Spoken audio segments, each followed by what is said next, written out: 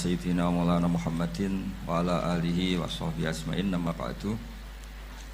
Yang sangat saya hormati Kiai Haji Raden Azaim, semua masyayikh, semua keluarga besar Kiai As'ad yang saya hormati, juga pemateri kedua atau Mau'izah Hasanah kedua Kiai Haji Muslih dari Madura, mriki wonten Kiai Haji Afifuddin, semua yang saya hormati. Niki saya hadir perjalanan terpanjang karena 1 tahun. Jadi saya dari rumah 2020 sampai sini 2021. Jadi ini perjalanan yang ekstra. Ini bentuk permintaan maaf saya karena kemarin saya datang tapi sudah selesai Gus. Hutang katanya sih. Ternyata Gus Azaim tidak legowo memaafkan, dia itu ngutang katanya karena saya kemarin datang tapi terlambat terus dibajak disuruh ngajar Ma'had Ali.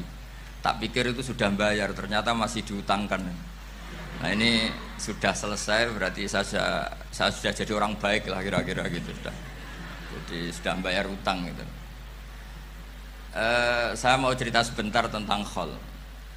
Dulu 84 guru saya Kiai Haji Maimun Zubair, semua mas saya se-Indonesia rawuh ke sini untuk muktamar, termasuk bapak kandung saya Kiai Haji Nur Salim ikut datang, ikut menyaksikan betapa pondok ini zaman itu masih Kiai As'ad jadi tonggak sejarah penting dalam NU, yaitu kembali ke Khittah 26.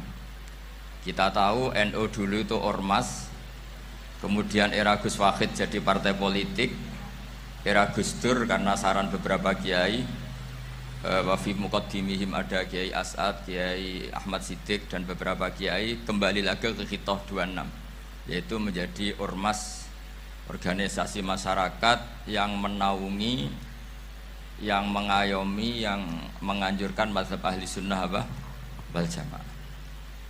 Tadi Gus Azaim cerita betapa pentingnya para pendiri, para muassis yang diibaratkan sebagaimana pohon. Saya masih ingat Dawe Mbah Mun. Saya nanti cerita mas saya sebentar, terus cerita kitab Al-Ataqoh As-Somadiyah dikarang Said Muhammad, fawaidnya maksudnya. Kalau Islam Arab, ini kata Mbah Mun, kalau Islam Arab itu contohnya kayak pohon kurma, jadi kuat. Dan wajah tasbihnya itu di daunnya tidak jatuh. Tapi kalau Islam Indonesia kata Mbah Mun itu kayak padi, jadi ya agak doyong-doyong sedikit gitu. Jadi untuk menghadapi angin besar itu pilihannya 2, Anda kekar kayak kurma atau fleksibel kayak padi. Jadi ya doyong-doyong sithik gitu. Ada koruptor sowan, salam templeknya ya diterima gitu. Ada calon bupati cantik ya dijukung, pokoknya agak-agak doyong gitu. Tapi baru kayak doyong itu nggak bisa roboh karena fleksibel. Jadi kazar in akhraja syatahu, jadi ada 2 tamsil. Karena memang menghadapi orang fasik, orang dolim ini, kita sebagai ulama itu ya kebingungan. Ini mungkin Ki Afif bisa bahsul masail ini. Karena pertanyaannya gini, saya berkali-kali digojlok sama bapak saya. Berteman orang fasik hukumnya gimana? Pasti dijawab haram. Tapi kalau pertanyaannya dibalik, membina orang fasik hukumnya gimana? Baik. Dan bisa membina kalau berteman.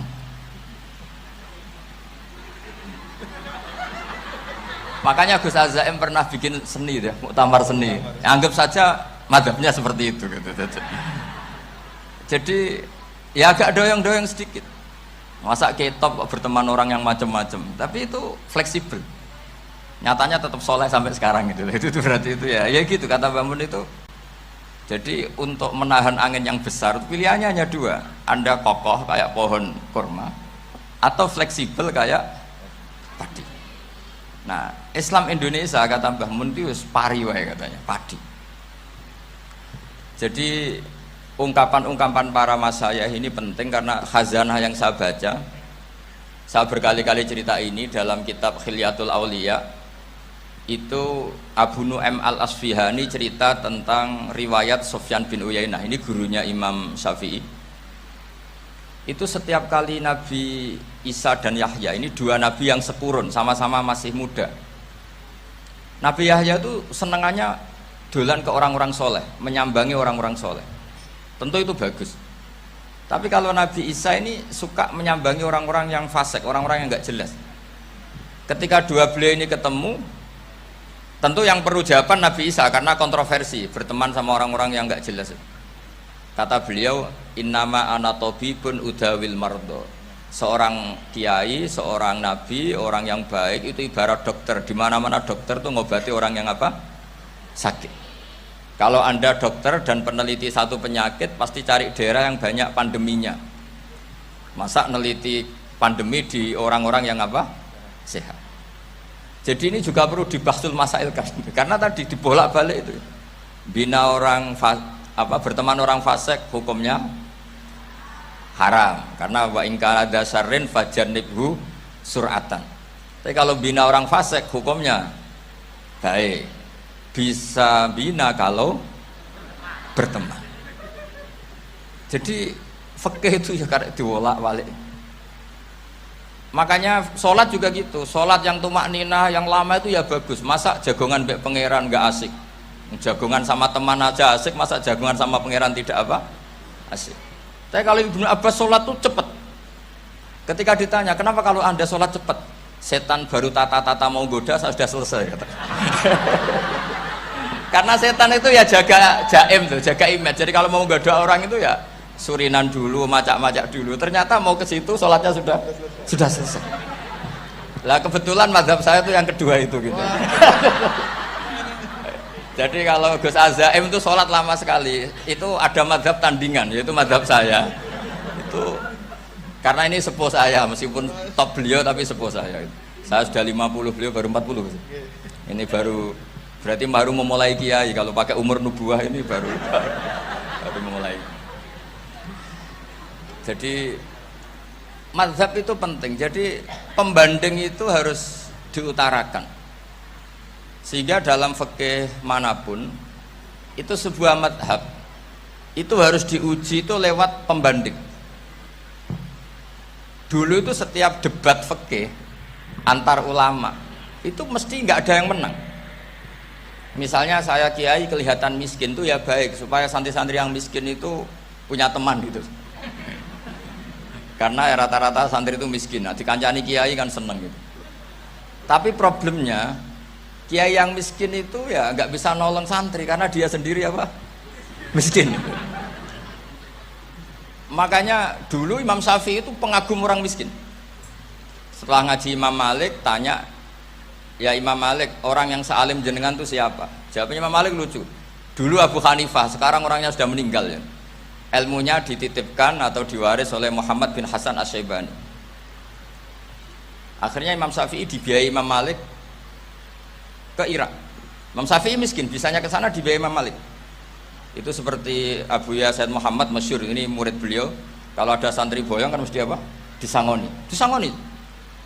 Ketika datang ke Irak, Muhammad bin Hasan Asy-Syaibani itu nata uang, nata emas itu di ruang tamu. Jadi ngitung uang itu di ruang tamu. Miliatan. Ini kaget, ini kiai kok kedonyan kata Imam Syafi'i gitu. Tapi apa kata Muhammad bin Hasan Asy-Syaibani? Anda kagum ini, Anda kaget ini. Kalau kamu menyoal orang soleh kaya, ini tak kasihkan orang-orang fasik. Biar dipakai judi, dipakai selingkuh, dipakai maksiat. Jangan-jangan. Harta ini harus tetap di orang soleh. Kalau ke orang fasik, bahaya. Berarti kiai boleh kaya, boleh. Semenjak itu ada gerakan kiai kudu sugih. Ya ada yang kesampaian, ada yang enggak gitu aja. Tapi karena kalau pakai logika fikih, harta itu fitnah. Oke, seakan-akan harta itu masalah. Tapi kalau ini dikuasai orang dolim, maka masalah besar.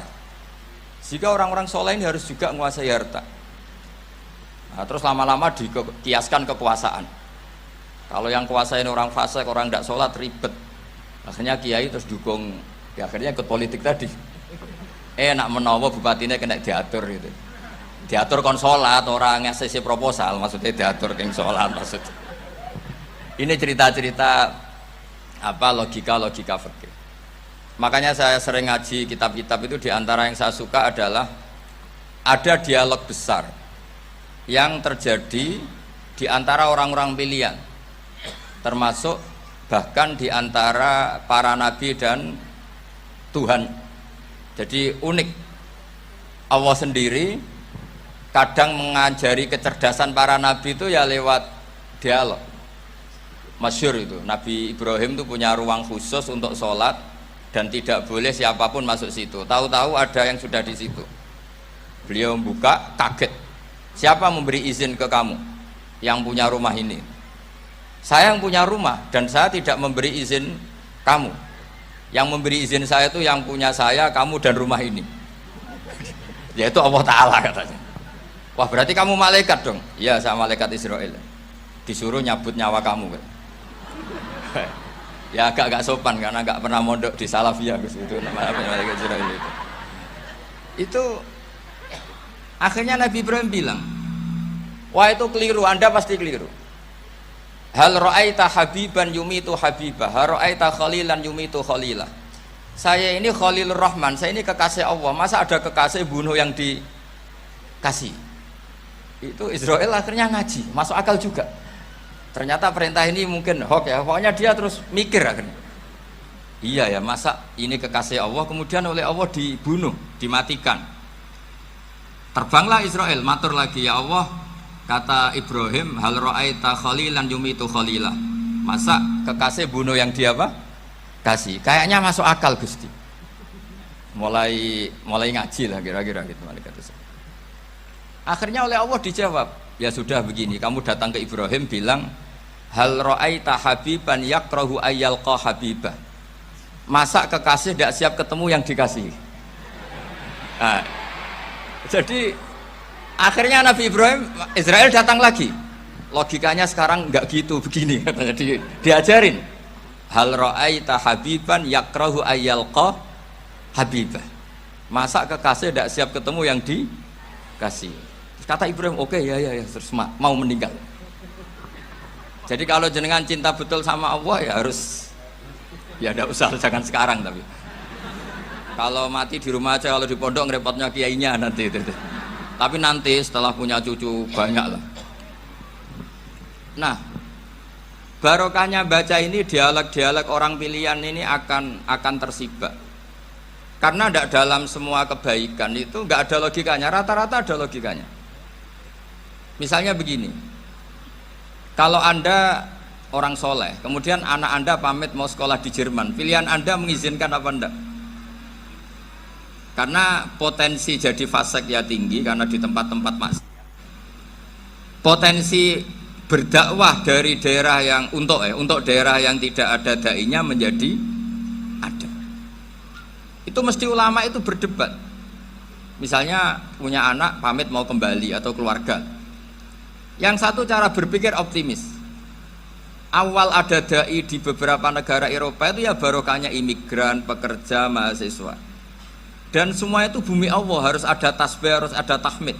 Dan itu harus dimulai dari kemauan atau mengizinkan anak asuh kita ke sana. Tapi di sisi yang lain potensi jadi fasik itu tinggi sekali. Pemana iman pas-pasan. Nah hal-hal seperti ini itu pasti jadi perdebatan. Dan kita harus menjawab. Dan tadi kayaknya di semua Basul Masail Pondok Salafiyah jawabnya pede semua, nggak ada ragu, nggak ada khilaf. Baguslah kalau pede. Meskipun nanti mungkin ada ulama lain yang cara berpikir apa? Berbeda.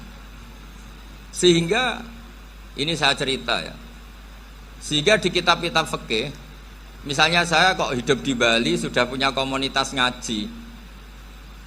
Itu kok saya pindah ke Sukorejo sini, banyak ulama yang mengatakan haram karena membiarkan bumi Allah yang sudah pernah ada orang yang sujud kemudian ditinggalkan kosong dan kemudian dikuasai orang yang tidak sujud, jadi dianggap itu pembiaran. Jadi banyak di kitab Qalyubi, sarahnya Mahalli, jika ada seorang muslim yang hidup di negara orang kafir, dia nyaman, tidak dapat teror, itu nggak boleh lagi pindah ke negara Islam yang sehat. Karena takutnya li Allah yastau liyal kafir tilkal buka, supaya bumi itu tidak dikuasai orang kafir. Jadi ini hal-hal yang para fuqaha para fuqaha itu harus berdebat. Karena ini masalah-masalah furu'iyah. Sehingga mulai dulu ya banyak ulama yang nyun sewu berpolitik. Mulai Wali Songo sampai sekarang alhamdulillah yang minat banyak. Mungkin bedanya ikhlas sama tidaknya. Tapi kalau saya pernah dikeluhin utusan dari ya komunitas. Islam Indonesia itu dulu itu ceritanya banyak yang dari Kamboja. Kalau dulu orang cerita itu orang Cempa. Itu setelah di Indonesia besar Wali Songo dan Brawijaya 5 itu sudah mulai oleng, itu singkat cerita mereka berpikir ingin bikin kerajaan apa? Islam di Demak Mintoro dengan raja pertama yaitu Raden Fatah, karena Raden Fatah ini putra Brawijaya. Padahal setelah jadi kerajaan ini era cucu sudah konflik, berebut kekuasaan. Akhirnya sampai jadi Jipang, jadi Jogja, jadi Solo dan seterusnya. Tapi kata Mbah Mun itu tetap barokah. Karena orang Islam terus terbiasa mimpin. Sekeliru-keliru sidik, pokoknya orang Islam biasa mimpin. Sehingga zaman Mbah Hashim ya sudah mimpin Masumi, zaman Ki As'ad pengaruhnya besar, sampai sekarang Kiai-Kiai pengaruhnya besar. Nah barokahnya Kiai-Kiai pengaruh besar ini sampai moral jadi ukuran. Misalnya sekarang ada calon bupati kok nggak sholat, itu pasti kalah. Jadi sholat itu jadi tolok ukur untuk calon apa?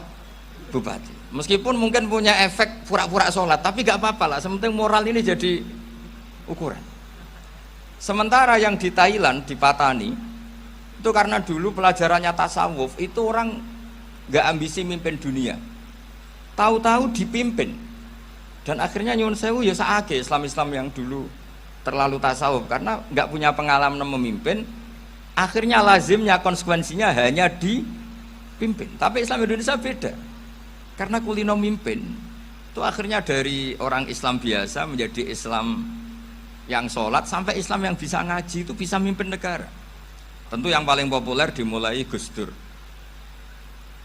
Jadi ini sesuatu yang barokahnya istihad para kiai. Sementing Islam kulino mimpin. Sehingga di Indonesia itu barokahnya itu kebaikan itu jadi tolok ukur. Ada orang kok terkenal koruptor atau terkenal nyuwun sewu selingkuh atau terkenal apa itu pasti tidak jadi karena moral itu menjadi tolok ukur dan itu adalah politik para kiai. Jadi ini saya cerita dan itu negara juga akhirnya untung karena seleksi agama sama negara itu sama-sama kiai ya bilang negara harus dipimpin orang soleh, negara juga bilang seperti itu. Nah ketokohan-ketokohan para beliau-beliau ini yang mau lah bekerja sama dengan umarok. Kita tahu dulu Pak Harto ya rawuh ke sini ketika Muktamar 84, rawuh ke Ki As'ad, ketika mau kembali ke Khittah juga dirembuk oleh ulama dan umarok. Dan akhirnya ini menjadi negara yang alhamdulillah semoga selalu menuju baldatun thayyibatu wa rabbun ghafur. Nah, kemudian di sini saya tabarruk dengan Said Muhammad, gurunya Kiai Haji Azaim. Saya mau cerita tentang amaliyah tadi. Saya sebetulnya nggak niat bacakan bab itu, gara-gara ada khataman jumlahnya banyak saya jadi pusing. Ini panitianya tanya, khatam betul apa enggak? Iya Gus, khatam betul. Tapi kayaknya saya tidak yakin itu. Karena saya ini kan dari pondok tahfidz itu. Biasanya anak khataman itu ya rodok bodoni itu. Wes dibaca buanter sing nyemak ya mau ndelok pojoke tok. Mergo kebanteran. Nah, akhirnya lafat-lafat yang di tengah itu enggak di apa? Baca. Tapi ya semoga dimaafkan Allah lah. Yang jelas itu enggak. Tapi saya mau cerita ya. Jadi cara berpikir Said Muhammad ini nanti juga saya teruskan di Ma'had Ali. Ini saya baca ya. Di antara yang diyakini madhab Malikiyah, ini saya baca saja teksnya. Jadi ada riwayat namanya kalau Said Muhammad bahasakan itu Ataqoh Somadiyah. Kalau di Indonesia kadang orang bilang Al-Ataqoh Al-Kubro, yaitu dengan membaca surat Ikhlas. Di sini jumlahnya hanya 100 kali, Kila 1000 kali. Tadi berapa teman? 700 juta ini sudah susuk banyak ini. Di sini hanya 40, riwayat lagi 100, 1000. Terus sampai tadi berapa? 800 juta. Wah ini sudah susuk ini. Itu anak cucu sampean pasti masuk surga itu kalau bisa. Ini saya baca, ini kitabnya Sayyid Muhammad ini. Suratul Ikhlasi wal Itqu minan nar. Akhrajat Tabrani fil Kabir an Fairuz ad-Dailami wa wa Ibnu Uthtin Najasi.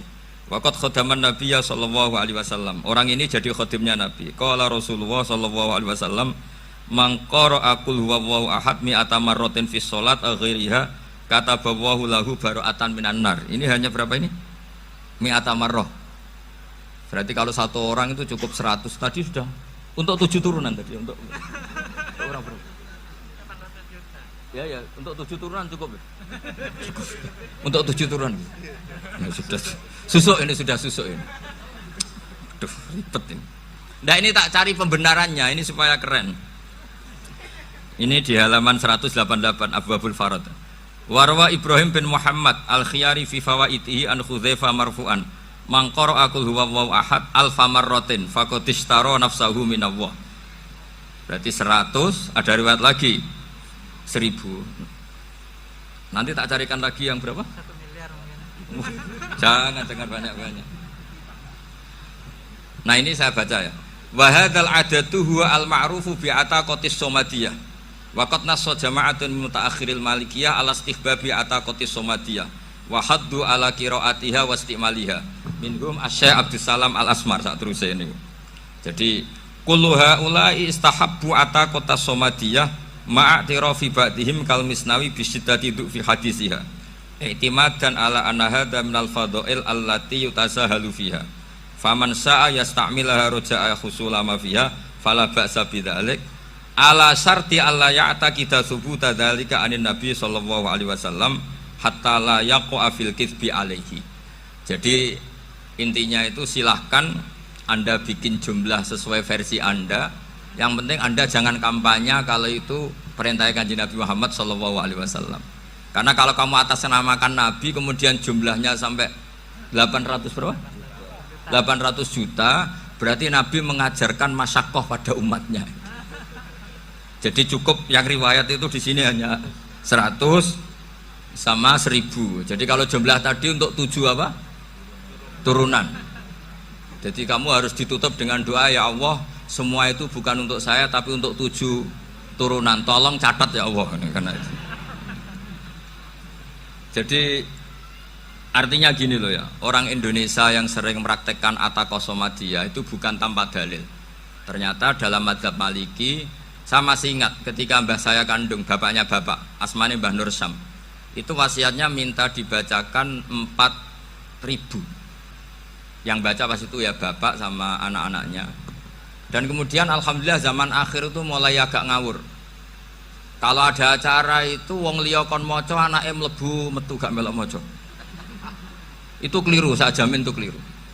Saya sering kalau mimpin di rumah, kalau yasinan di tonggo-tonggo kok anaknya gak maca, saya keluar.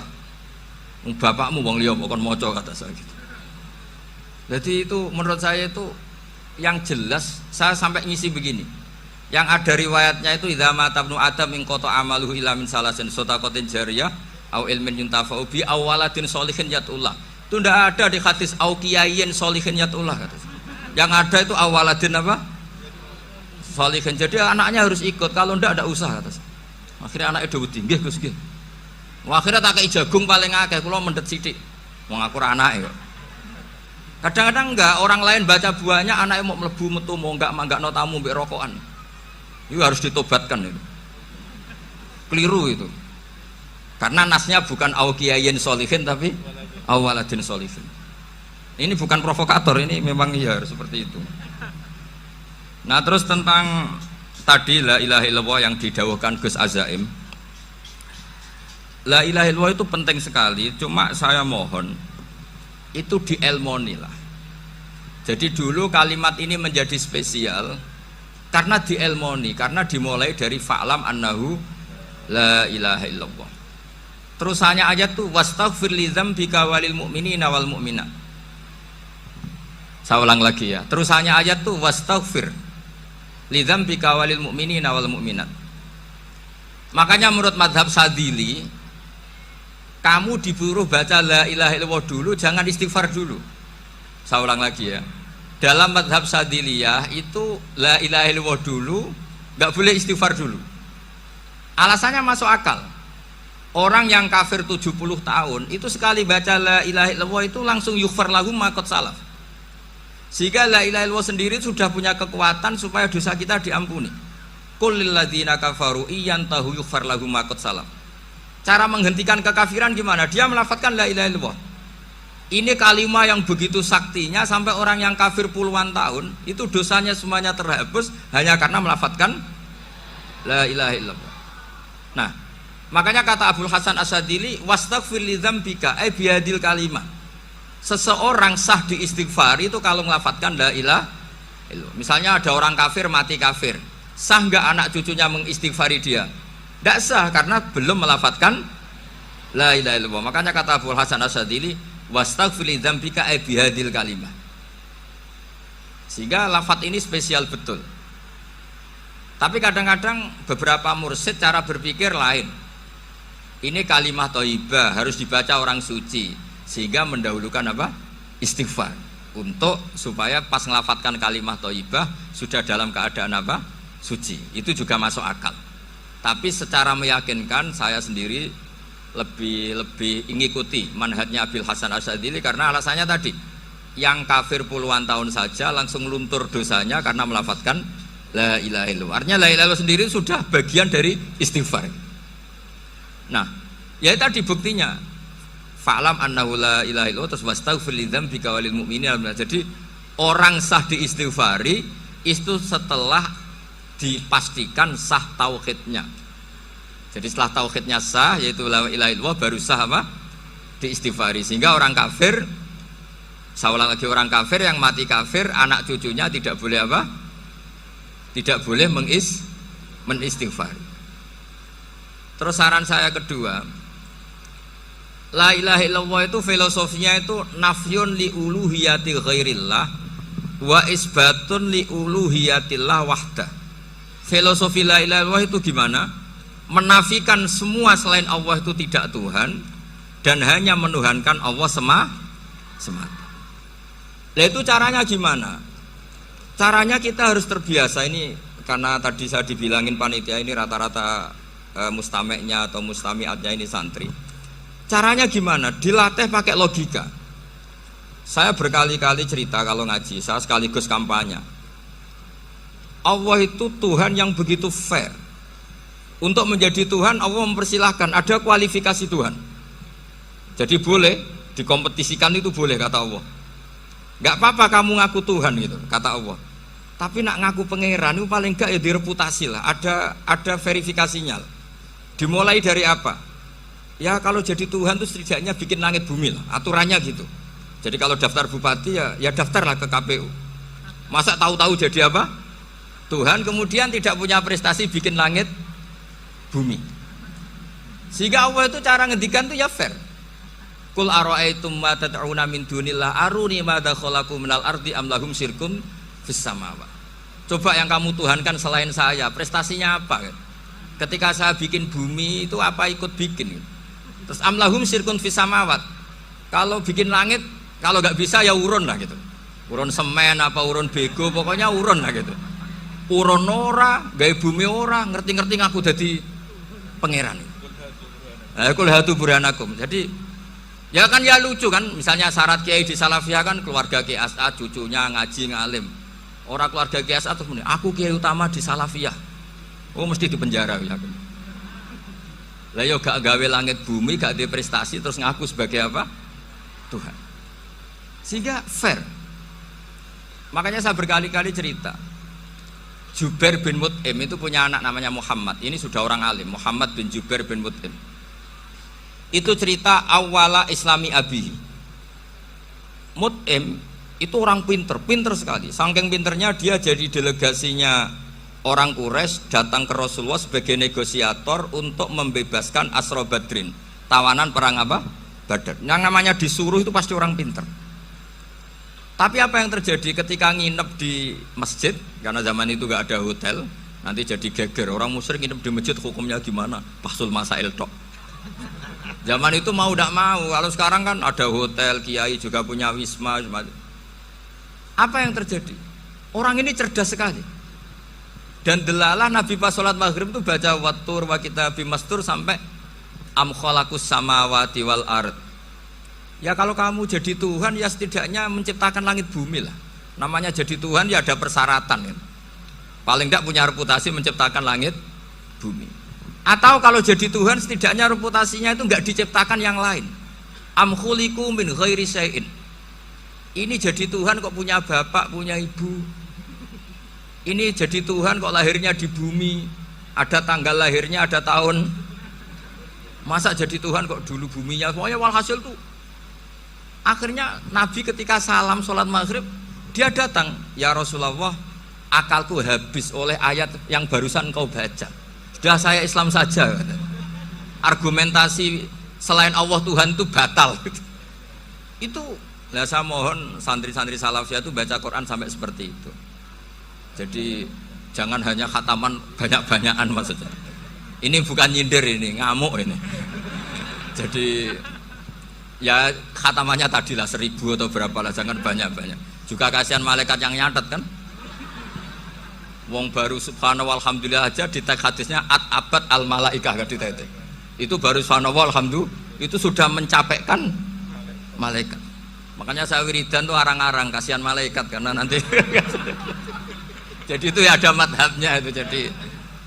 Jadi kalau Gus Azaim sholat lama tak saingi sholat cepet itu sama-sama ada madhabnya. Yang cepet kayak saya tadi, setan pas tata-tata mau goda pas rukuk saya sudah itidal, mau goda itidal saya sudah sujud, pusing dia. Tapi jangan tiru, ini madhab yang agak-agak khusus lah, sudah cara orang Madura agak khilaf ke sini. Khilaf ya, khilaf ini agak khilaf ini sudah. Tapi saya ingin lah, sampean kalau ngaji Quran itu dilatih berlogika.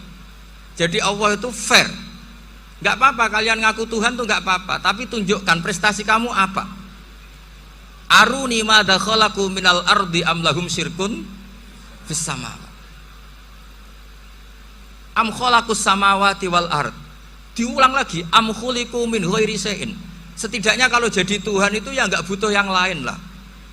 Masa jadi Tuhan kok wujudnya saja butuh orang lain, butuh bumi, eksistensinya butuh makan, butuh minum. Makanya Allah cara meniadakan uluhiyah selainnya itu Allah itu redaksinya itu mengena sekali. Yaitu tadi dengan cara-cara seperti itu. Sebagian ayat disebutkan ma asyattuhum khalqas samawati wal ardi wala khalqa anfusihim. Wong Tuhan kok nggak punya reputasi bikin langit, bikin bumi, bahkan untuk menciptakan dirinya sendiri saja nggak bisa.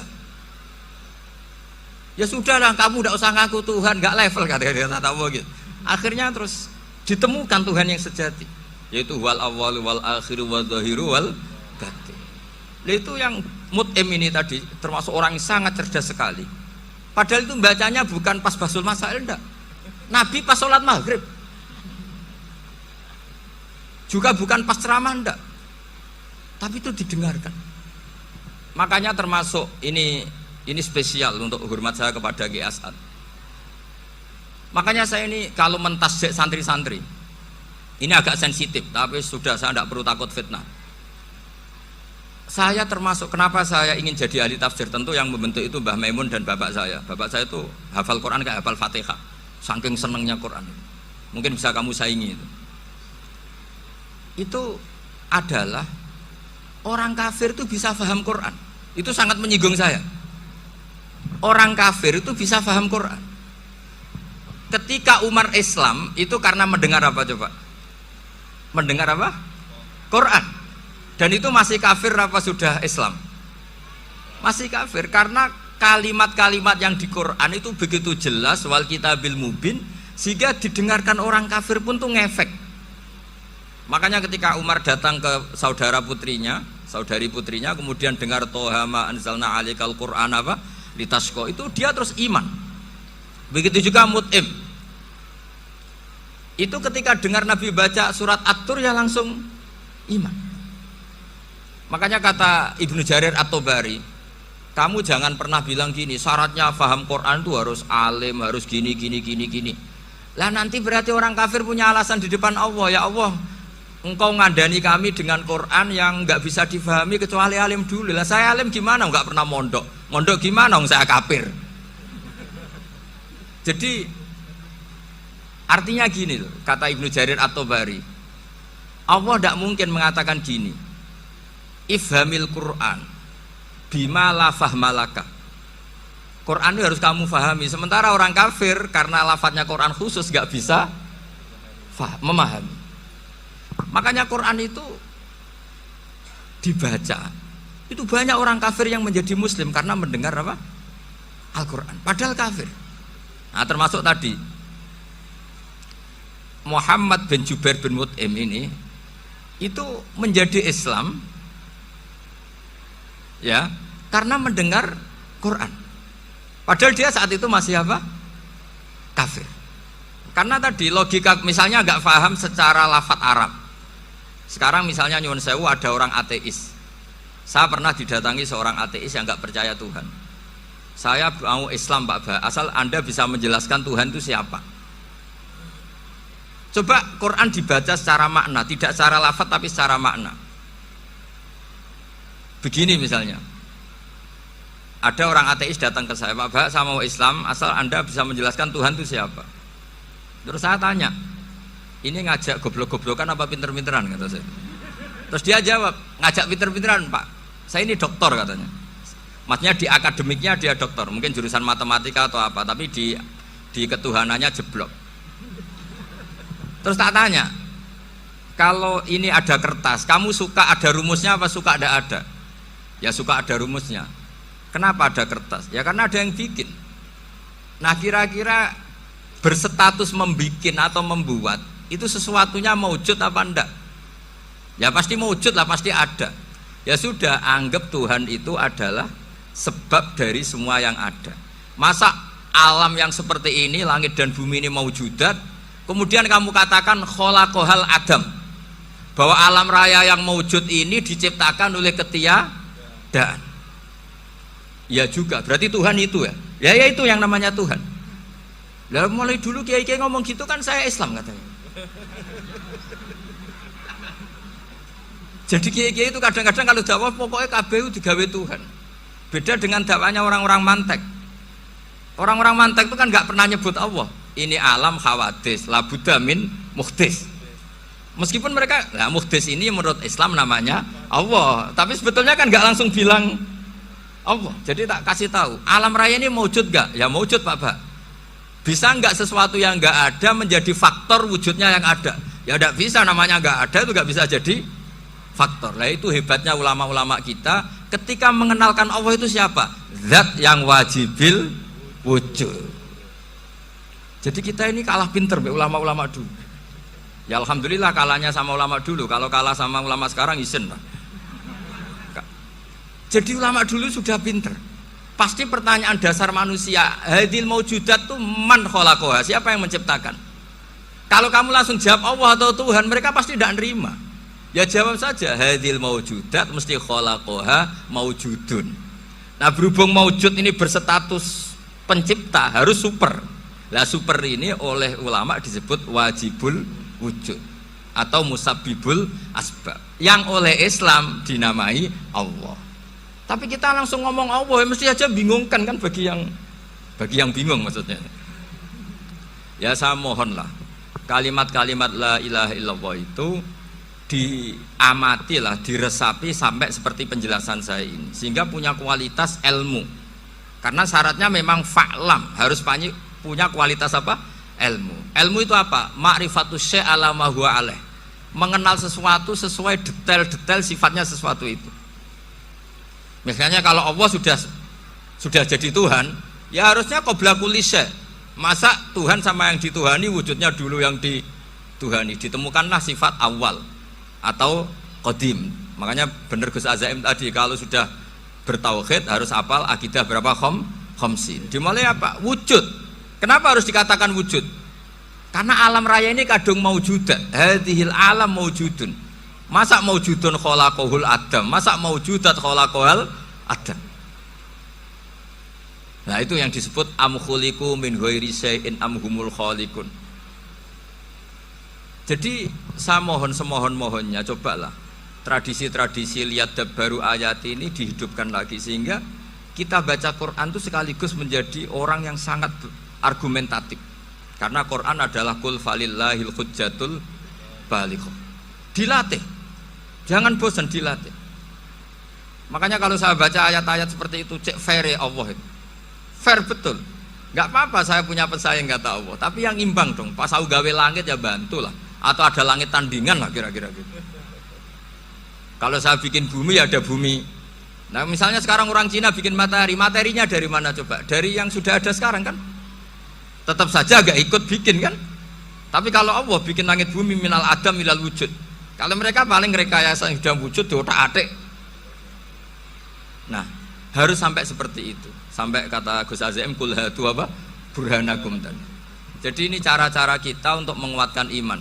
Aruni madza khalaqu minal ardi am lahum syirkun fis samawati. Terus kata Allah, itu nih bi kitabim min qabli hadza au atharatim min ilmin. Kalau kamu enggak setuju teori ini kata Allah, cari kitab suci versi Anda. Aturan jadi Tuhan itu apa coba? Ya tetap saja semua kitab suci akan mengatakan di mana-mana Tuhan itu pencipta langit dan bumi. Jangan yang lahir di bumi jadi Tuhan. Jangan Lata Uzza jadi Tuhan. Jangan karena sakti jadi Tuhan. Nah ini di sini pentingnya ilmu balaghah, ilmu mantek yang alhamdulillah di pondok-pondok kita masih diajari. Makanya kata mantek sebetulnya ilmu akal hanya menemukan hadil maujudat khalaqaha maujudun. Nah yang maujud ini siapa? Ya wajibul wujud. Nah kemudian Islam menamai ini Allah Subhanahu wa ta'ala. Makanya ulama dulu itu kalau ngendikan Allah itu siapa? Zat sing wajibul wujud. Itu filosofinya luar biasa. Karena dengan seperti ini bisa menafikan teori ateisme bahwa alam raya ini diciptakan oleh ketiadaan. Makanya saya bilang tadi, ngajak goblok-goblokan apa pinter-pinteran gitu.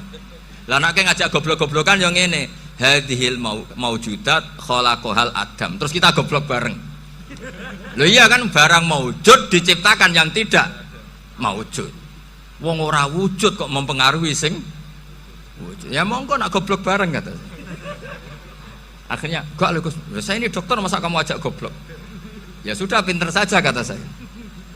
Alhamdulillah karena debat kecil ini dia menjadi nyaman lagi dengan apa? Islam. Memang saya tentu gak bisa disalahkan doktoralnya karena di ilmu yang selain apa? Teologi gitu. Tapi kan polanya dia pasti pinter. Makanya ini sekaligus mengingatkan anak-anak lah. Kecakapan menjelaskan itu harus dilatih. Karena di antara kelebihannya Quran itu wal kitabil apa? Mubin, yaitu kitab yang punya kemampuan menjelaskan.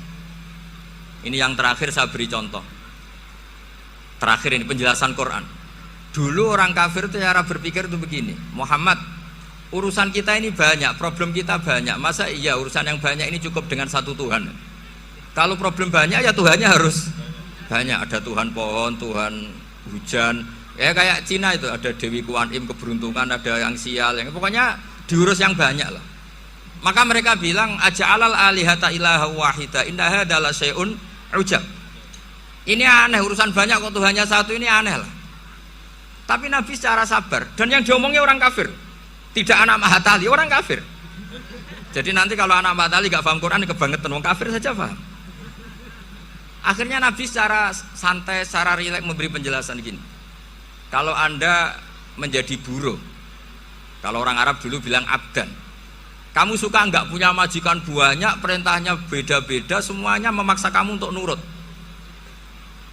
Sama punya majikan satu yang baik. Ya enggak suka lah Muhammad kalau majikan saya banyak, semuanya berhak merintah saya, enggak enak. Majikannya satu saja. Terus kata Nabi, Tuhanmu itu majikan kamu. Kalau Tuhannya banyak, kamu bingung, nanti perintahnya banyak. Akhirnya mereka paham. Dan itu segampang itu Allah memberi penjelasan. Daraba wa masalah rojulan fihi syuraka umutasyakisuna wa rajulan salamal lirajul hal yastawiyani masalah alhamdulillah. Langsung diberi analogi. Kalau kamu jadi buruh punya majikan banyak yang perintahnya beda-beda, kemudian jadi buruh yang majikannya satu, kamu milih mana? Ya milih satu Muhammad. Ya sudah, kalau Tuhannya banyak perintahnya banyak, kamu juga bingung. Langsung menjadi paham.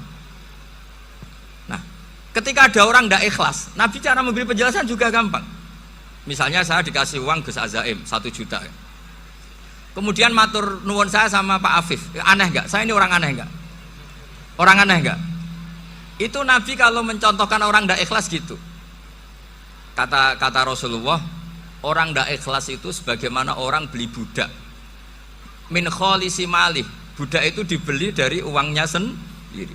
Kemudian fa'amila hadal abdu, budak ini kemudian bekerja dan a'tohullatahu, hasilnya dikasihkan sama orang lain. Terus Nabi memberi percontohan, ayasurrukum ayyakuna abdukum kadzalik, apa kamu suka kalau budak kamu seperti itu? Dulu orang-orang dulu kan beli budak untuk disuruh bekerja, terus disuruh setor apa hasilnya. Jadi budaknya kamu yang beli, yang biayai. Kalau sekarang mungkin nggak ada budak, gini lah, saya nyuruh Zaid, tak kasih mobil, tak kasih bensin, tak kasih uang jalan supaya narik angkot, hasilnya disuruh ngasihkan saya. Ternyata dikasihkan orang lain dan matur nuwun sama orang. Kamu suka punya budak seperti itu? Ya tidak suka ya Rasulullah. Ya ibaratnya seperti itu, bumi yang bikin Allah, nyawa kamu yang bikin Allah, semua fasilitas dari Allah, kemudian kamu menyembah selain Allah. Segampang itu. Dan Nabi telaten sampai dulu yang mayoritas orang kafir menjadi mayoritas Muslim, dan semuanya tanpa paksaan, la ikroha fiddin, karena qad tabayyana rusdu minal ghayy. Nah, cara tabayana gimana? Yaitu punya kemampuan menjelaskan. Wal kitabil apa? Mubin. Ini makanya saya mohon lah, ini saya mohon semohon-mohonnya anak-anak ini kan kader-kadernya Mbah Samsul Arifin, Mbah As'ad, Gus Fawaid, sekarang Gus Azaim, semuanya harus punya kemampuan wal kitabil apa? Mubin. Sehingga diantara sifatnya Nabi itu fatonah, punya kecerdasan. Nabi itu gak pernah debat kalah, itu meskipun sudah terdesak gak pernah kalah. Pernah Nabi itu ngendikan la adwa wala tiarata, tidak ada penyakit menular. Ada orang yang mungkin kurang suka iseng, ada onta yang sudah gudiken dijejerno sama yang waras, ternyata yang waras jadi gudiken. Akhirnya Nabi diundang lah kira-kira gitu, ya Rasulullah, kata engkau gak ada penyakit menular, tapi ini onta yang gak gudiken tak jejerkan yang gudiken ikut gudiken, berarti kan menular. Nabi santai jawab, faman jarrobal awal, lalu yang pertama gudiken ketularan siapa katanya. Wah kalau ini asli Nabi, ya sudah seperti itu. Jadi ngiranya dia menang karena yang gudiken pertama nulari yang kedua. Ternyata Nabi tanyanya lagi, faman jarrobal awal, yang gudiken yang pertama siapa? Oh ini asli ya maksud saya itu. Jadi Nabi itu gak pernah kalah, karena Nabi punya apa? Fatona. Jadi saya mohon, ya tadi makanya ini efeknya itu khatamannya gak boleh banyak-banyak ya. Maksud saya kalau musim khataman ya gak apa-apa, khataman banyak-banyak. Tapi kalau gak musim khataman ya musim-musim tadabbur gitu. Tapi kalau ini musim khataman ya monggo lah. Cuma saya kok kasihan malaikatnya tadi itu kok. Ya ngoten mawon, minta maaf. Assalamualaikum warahmatullahi wabarakatuh.